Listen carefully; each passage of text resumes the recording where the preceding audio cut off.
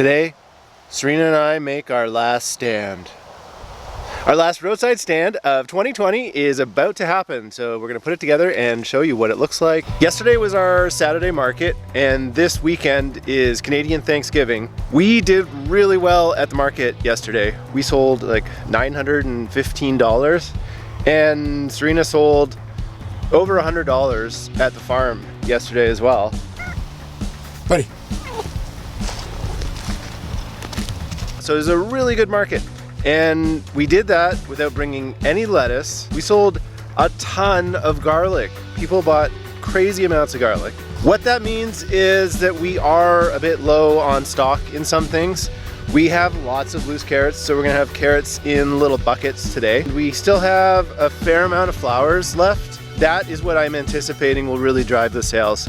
Because like I said, Canadian Thanksgiving, so I anticipate with the holiday, people having meals, people are gonna want centerpieces.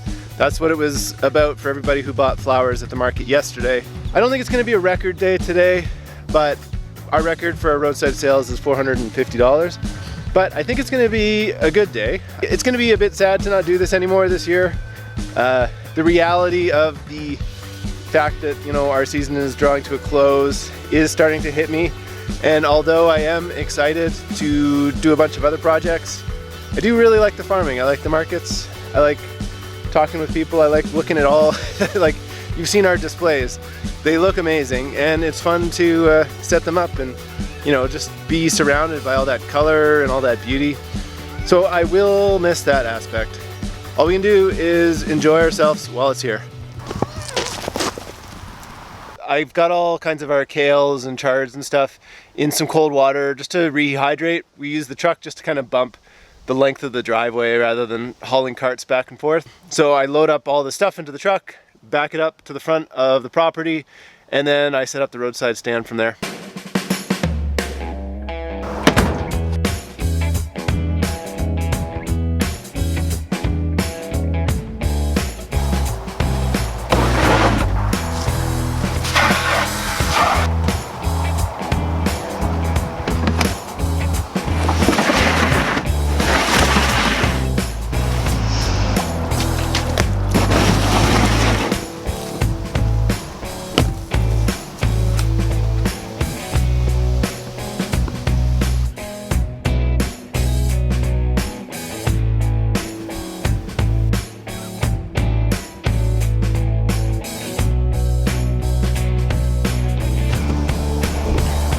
We got some rainbow carrots, some of which are absolutely massive.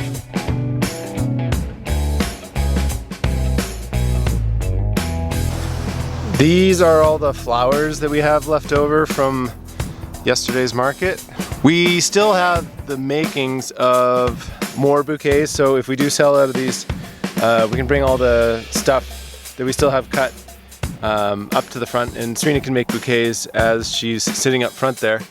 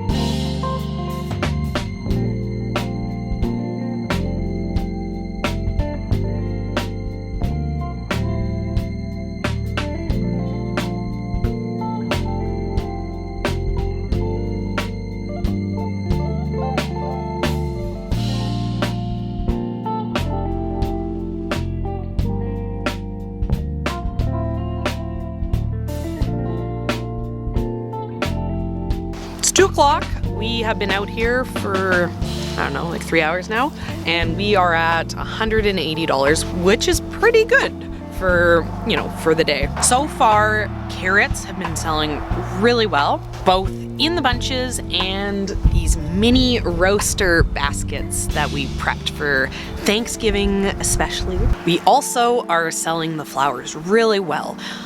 Today is a very common day to celebrate Thanksgiving here in Canada, so my guess was that we'd have a lot of people pulling over. We still have some flowers left, but my guess is that as we get further into the afternoon, getting closer to when you show up for dinner, we'll have people pulling over, buying flowers to bring as a host gift. I still have a bunch of bouquets left, but these are all $10 bouquets that I have displayed out. So the plan is I'm gonna put together some $20 bouquets with what I have here in the hopes that maybe we can get some bigger sales.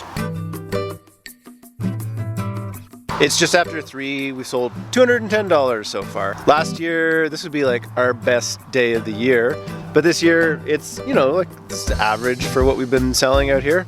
Eggs have been selling well today. We sold out our eggs, and you know, the carrots always sell well. It's the flowers. The flowers really are the bulk of the sales when we sell it in front of our house. Serina is harvesting some more flowers, some more like focal flowers for the bouquets, because we kind of got like a little bouquet bar thing going over there. Make your own bouquet.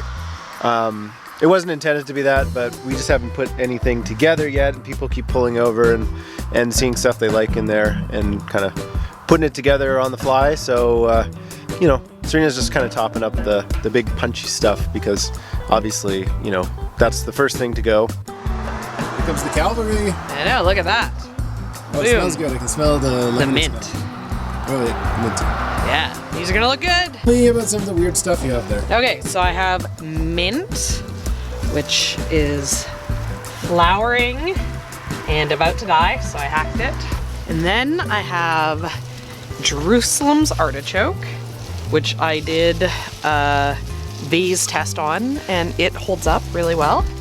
So I'm excited about that. It's very vigorous. It's very green. Yes, it's perfect filler to like really make space. And then I have some alliums. These are garlic chives. And so I like what they look like without the flowers, but I also found some with flowers. So those will be a great texture filler. And then the last thing I have is some tomatillos.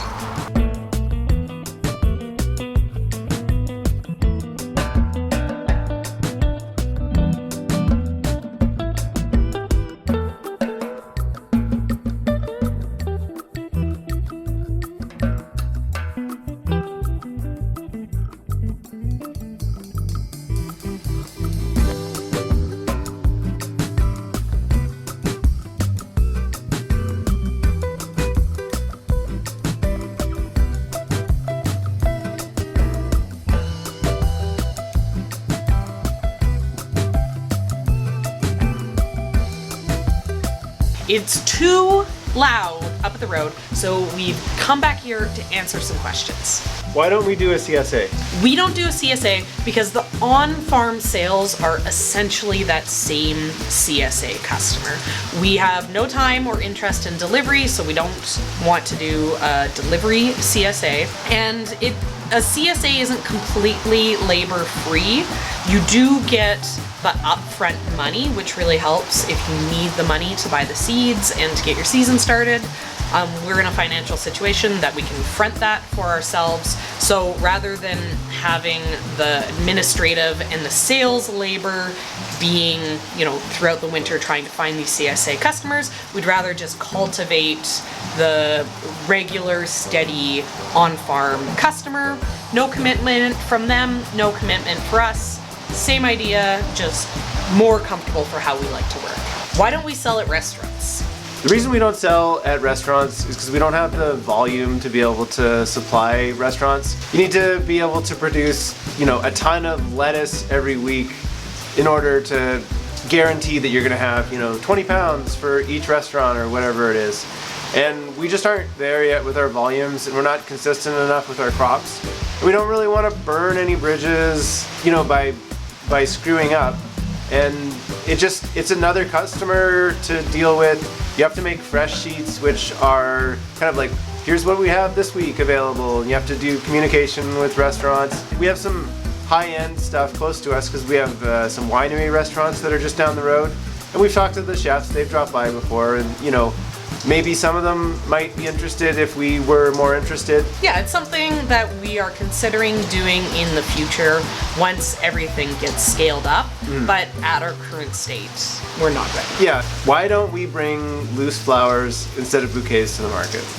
We bring completely finished bouquets to the market because one, we've tried doing loose flowers last year when both of us were at the market and no one was interested. They wanted something pre-done. It was too overwhelming to make those types of choices. And two, it's only Ian at the market. And I know we made a video of us down at the market and it seemed really relaxed. There was time for us to film, you know, having snacks and doing our thing. But the reality is there is zero time at the market. Yeah. So having, you know, even for Ian to just sell the bouquets is non-stop work for him.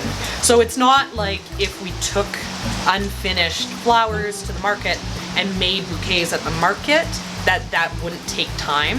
Basically the time is just spent the night before instead of having to have two people just making bouquets at the market and us losing out on early sales. Everyone always wants us to do added value products like jam or to cook up all of our leftovers. So why don't we add value to our vegetables to get more money? Well, we do that already. We do YouTube. We make videos where we show our veggies and our flowers. I feel like if a flower or a bouquet doesn't get sold, but it gets appreciated over the internet, then you know, it's kind of like mission accomplished. It, you know, it did its thing, right? It's a thing of beauty that was put out there to the world. But like YouTube takes a lot of time. One thing I feel fails to get expressed sometimes in the videos is that our most finite resource here on the farm is time. And so a lot of the decisions that we make are based on the fact that we only have so many hours and we have to choose where to spend them. And so there's lots of times when it seems like it would be simple enough to, you know, take our leftover flowers and get them to a florist, but the reality is that trying to sell to a florist takes a big chunk of time. Trying to sell to a restaurant takes a big chunk of time. Yeah. And it's time that we don't have, so we need to choose where we're gonna spend it.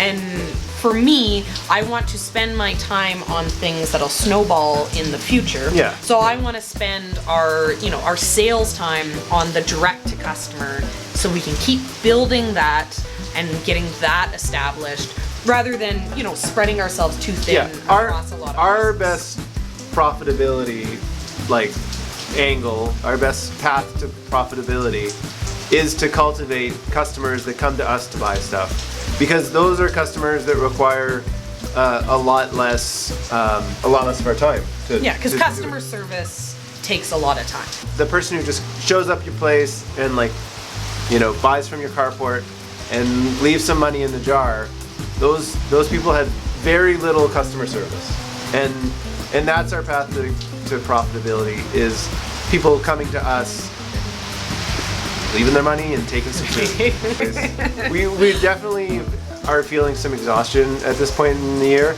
but at the same time, like, I feel like we've been pushing good still into the, like, last little bit to, you know, have a nice little send off to the 2020 season. Back to the farm stand.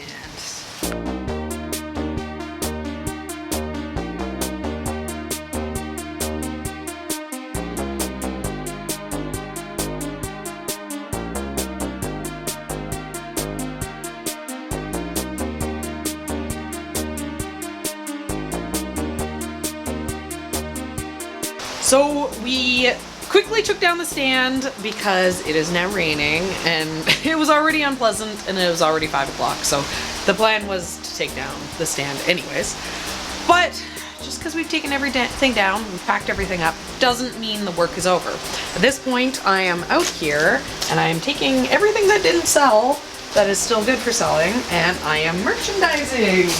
I am putting together our cardboard stand. You know, and I'm going through, I'm seeing what needs to be replaced out here, because I usually ignore doing that, like this. This is old kale, I need to get rid of it. So, you know, I get it all set up, and then it's all ready for people who didn't make it today to come and shop with us tomorrow.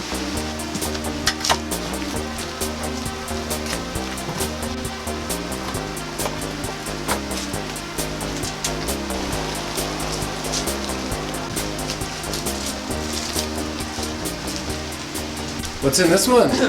This is ours!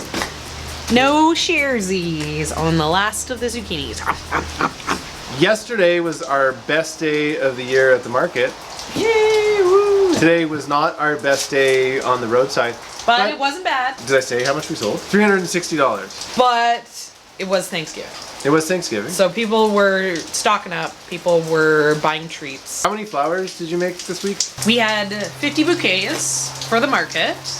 And then after selling here, we only had 5 left. Yeah. So. And we sold, is that including the ones that you made on the No, fly? and then I also, because we started doing those $20 bunches that I talked about, and as soon as I pulled out the flowers and started working on them, people were pulling over and they were like, I want the $20 ones. So I think I sold 3 or 4 that I made. You did some pretty significant sales while I was at the market yesterday too. Yeah, I had a wedding, even though I say I don't do weddings.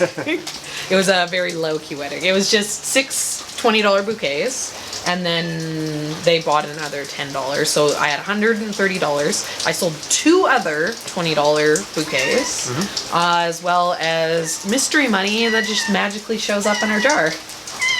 We just had a whiner show up. It's raining out pretty hard. Look how wet he is. He's like, let me in, let me in. He's sad about the rain. He's come to complain to us. We definitely sold over our $1,500 a week goal, like no problem this week. We don't know the exact number, but it was certainly clear of that, which we hadn't done in a little while, so that's nice. We would like to have the Kelowna Farmers Market be $1,000 day. And we'd like the roadside stand to be a $500 day, but it's pretty hard to complain when we're doing at least $1,000 altogether when it's COVID and beginning years. What do you think? Ooh. Do these look like $20 bouquets? Yeah. Cheers to our last stand. Cheers. Ding. The end.